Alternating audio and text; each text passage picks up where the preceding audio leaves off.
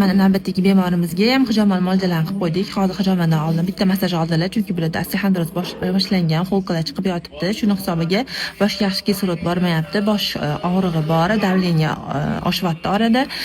Keyin asosan bularga jigar nuqtalariga ham ishladik. Ko'p holatda nervlar siqilishi hisobiga kuraklarda kuchli og'riqlar ham bo'ladi. Bu ko'p holatlarda men mutaxassis aytgan bo'lardim, ko'z nazardan bo'lishi ham mumkin. Ikkala sababni ham ushlaymiz, meditsinskiy termin tarafdan ham, edin tarafdan ham ushlaymiz. Alloh shifolik qilsin. Bular hozirgi o'sha Sevinch, Maryammi, ammajonlari, bularni o'sha kelinlarining tavsiyalari bilan mana keldilar. Mo'ljamiz yoqdimi sizga?